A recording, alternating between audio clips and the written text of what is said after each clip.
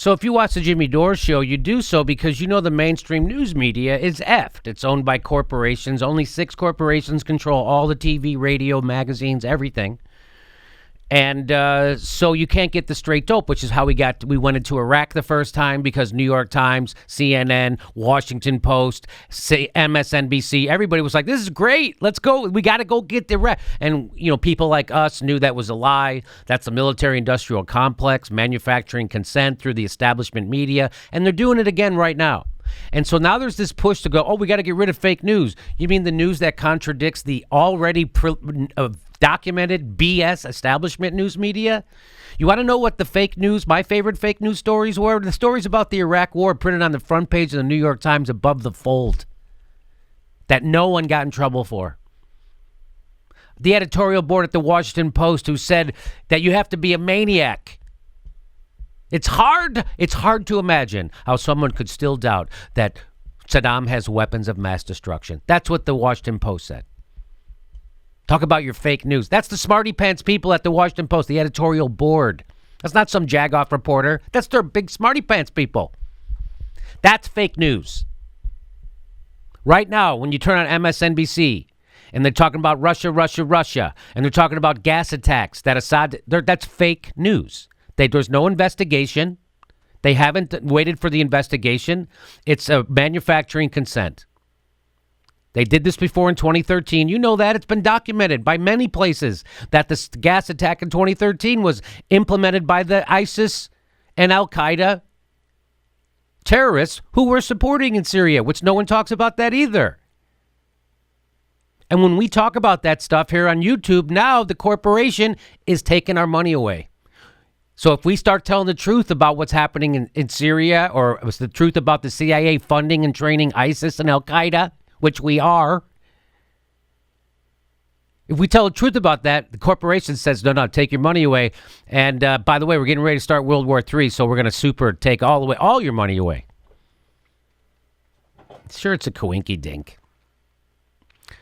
So why do I say all this stuff? Because just watch who you're not allowed to criticize. Someone said, I forget who said that. Someone's much smarter than me said, just watch who you're not allowed to criticize in society. So here's Bernie Sanders, goes on CNN, and watch how they cut him off after he makes a little joke. You ready for this? This is the most popular politician in the country. Now CNN, who disparaged him all the way through the primary, along with MSNBC, now they can't get enough of him. Because he's a ratings getter. And there's no threat to the establishment now because the election's over. So now we'll use Bernie for money. And until he says something they don't like. Out front now, Independent Senator Bernie Sanders. And Senator, thanks so much for being with me tonight. I want to start straight with General Flynn. If General Flynn was lying those times when he said that sanctions did not come up, that he did speak to the Russian ambassador about sanctions before taking office, should the president fire him? Well, this is a very troubling development, and it speaks to the broader issue of Russia's involvement in our elections. It speaks to the issue of President Trump being buddy-buddy with a thug and a murderer who is the head of Russia. Name one head of a country who isn't.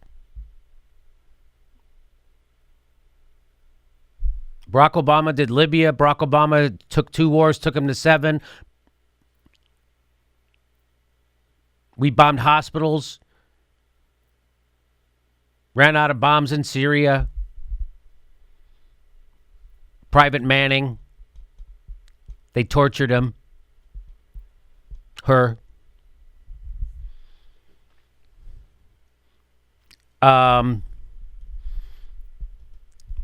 We let thugs and butchers do to anything they want to people who peacefully protest in America, Occupy Wall Street, Standing Rock.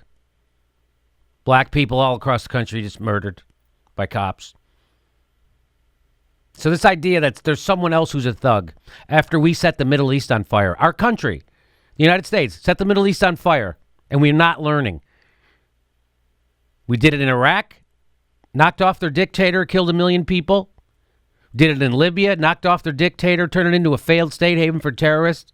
And now we want to repeat that in Syria. We've been trying to do that since, 2005. People don't know that either. People don't know that. People think this is all new. We've been trying to get rid of Assad we've been trying to overthrow the Syrian government, the CIA, since the 50s. Since the 50s. And now it's super ramped up because they want to put a natural gas pipeline through Syria. And by the way, so whenever we talk, when we talk about this stuff, they take our money away. And so it's discouraging us from doing it. We're not going to still do it. And the people who watch the show have stepped up to support the show using our premium program or our Patreon or whatever. There's plenty of ways to support our show. So thank you. But what I'm going to show you right now is watch this. And now we're learning that may have been discussions between Flynn and the Russians about sanctions before this administration took power. So this is very, very troubling, and I think the president is going to have to tell us what he's going to do about it. So far he hasn't said much, Senator. I don't know if you've heard. Here's what he has said. He was asked about this report about Flynn on his flight to Mar-a-Lago late today, right? He just landed about an hour or so ago, and here's how he responded. I don't know about it. I haven't seen it. What report is that? Washington Post is reporting that he talked to the ambassador to Russia before you were inaugurated about sanctions, maybe trying to... I haven't seen that. I'll look at that. He says he knows nothing about it, hasn't seen any of these reports. Is that a problem? Well, I don't know. Maybe he was watching CNN fake news. What do you think? You don't buy it. That was a joke. I know it was a joke. I'm saying you don't buy what he said, obviously. Aaron? Yes. I'm sorry, Senator. I'm saying you obviously don't buy what he said. You believe that he has seen these reports. I mean, to your point. Kevin, I'm not. Are we on? It looks like we've lost Okay. connection with Senator Sanders, so let's just try to get that back up. Do we have him back? Okay, so what we're going to do is take a break. I don't want to waste our time. We only have the senator for a few minutes. We're going to... No, I don't. That was from a while ago, like over a month ago, I think. Someone just sent that to me. That's pretty awesome, huh, Arno? Wasn't that funny? As soon as he said it, hello? Oh, Aaron? Are you still out front? Aaron Burnett? Oh, I was just joking. Just making a joke. See it on fake news. That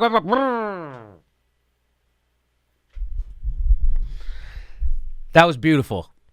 That was beautiful. Immediately, you heard the executive producer, cut him off!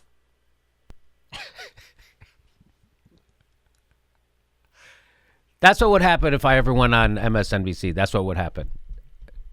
I would say, I'm sorry, before you start asking me questions, how much do you make a day? I'm sorry, Chris? Rachel? Chris? Rachel? I guess you lost him? Well, I don't know. Maybe he was watching CNN fake news. What do you think? You don't buy it. That was a joke. I know it was a joke. I'm saying you don't buy what he said. Cut obviously. him! Aaron? Yes. I'm sorry, Senator. I'm saying you obviously don't buy what he said. You believe that he has seen these reports. I mean, to your point. Kevin, I'm not. Are we on? It looks like we've lost. Okay. Oh, whoopsie daisy. I don't really need to add much to that. It's already really funny. It's already super funny. That's Aaron Burnett, CNN, out front. Well, those are some tough talking journalists, huh? They can take anything you throw at them. They're real tough. They're hardened. They've been on the streets. They've been brushing elbows with criminals their whole life.